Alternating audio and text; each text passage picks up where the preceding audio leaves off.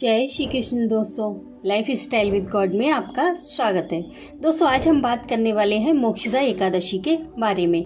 शुभ मुहूर्त, महत्व, पूजा विधि सब कुछ आपके साथ शेयर करूंगी।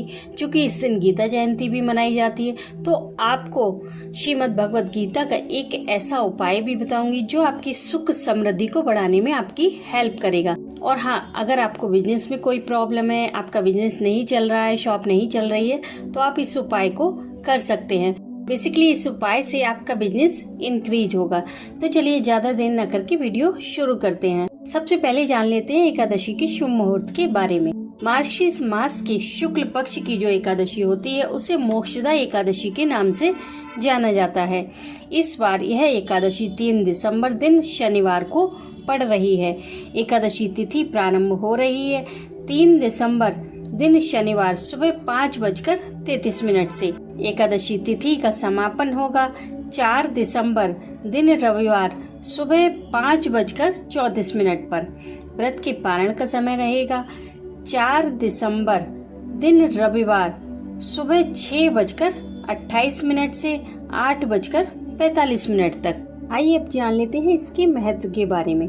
दोस्तों, इस एकादशी का महत्व तो इसी बात से बढ़ जाता है कि इस दिन भगवान श्री कृष्ण ने महाभारत युद्ध प्रारंभ होने से पूर्व मोहित हुए अर्जुन को श्रीमद् भगवद गीता का उपदेश दिया था। इसलिए मोक्षदा एकादशी पर गीता जयंती भी मनाई जाती है।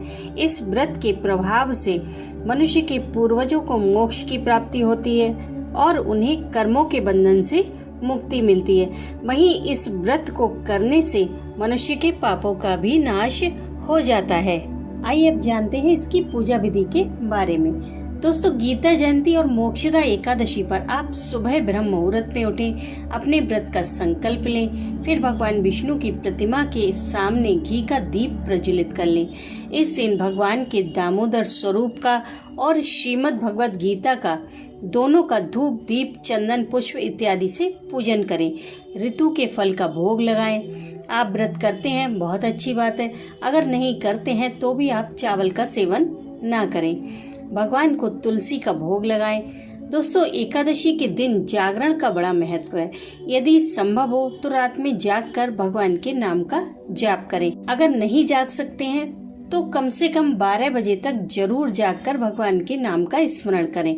अगले दिन द्वादशी को पूजा अर्चना के बाद जरूरतमंद को दान देकर अपने व्रत का पारण करें। इसी दिन से आप श्रीमद् भगवद गीता का पाठ करना भी शुरू कर सकते हैं। अब आइए जानते हैं उपाय के बारे में। दोस्तों, श्रीमद् भगवद गीता एक ऐसा पवित्र ग्रंथ है कि अगर हम इसे छू भी लेते हैं तो भी इसकी बहुत सारी टीचिंग हमारे अंदर ट्रांसफर होने लगती है।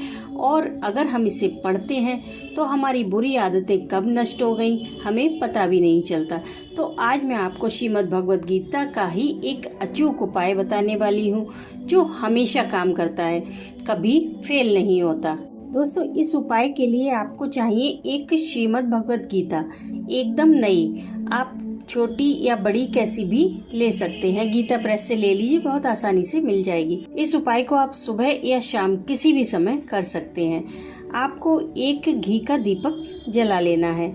उसके बाद नई श्रीमद् भगवद गीता को एक चौकी पर विराजित कर लें। फिर कुमकुम, धूप, दीप, चंदन, पुष्प आदि अर्पित करके इसका पूजन करें। उसके बाद आप चंदन की माला से इस मंत्र का 11 माला जाप करें। मंत्र है ओम श्री कृष्ण दामोदराय नमः।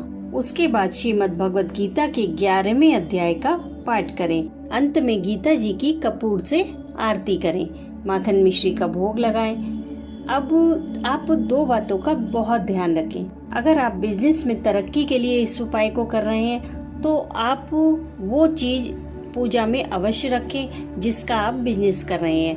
मान लीजिए अगर आप चाय का बिजनेस कर रहे हैं तो चाय का पैकेट पूजा में अवश्य रखें। और दूसरी बात, आप इस उपाय को वहीं बैठकर करें जहां से आप बिजनेस कर रहे हैं। घर से कर रहे हैं तो घर पर बैठकर करें, शॉप से कर रहे हैं तो शॉप पर बैठकर करें। पूजा के बाद जो दीपक जल रहा है उसमें घी पूरा भर दें और जब तक दीपक जले तब तक सब कुछ वैसा ही रहने दें। और दीपक जल जाने के बाद श्रीमद् भगवत गीता को उठाकर किसी ऐसे इंसान को दान करें जो उसे पढ़े, और जो सामान आपने रखा हुआ है वो भी दान कर दें, और इस पूरी पूजा को गुप्त रखें। दोस्तों 100% आपको 11 दिन के अंदर ही अपने जीवन में चमत्कार देखने को मिलेंगे। उसके बाद कमेंट जरूर कीजिएगा आकर। परमात्मा पर अपनी श्रद्धा और विश्वास को हमेशा बनाए रखें। और अगर आपको धन प्राप्ति या कर्ज से संबंधित कोई समस्या है तो आप इस वीडियो को अवश्य देखें। मैं मिलती हूँ आपसे नेक्स्ट वीडियो में, तब तक के लिए राधे राधे।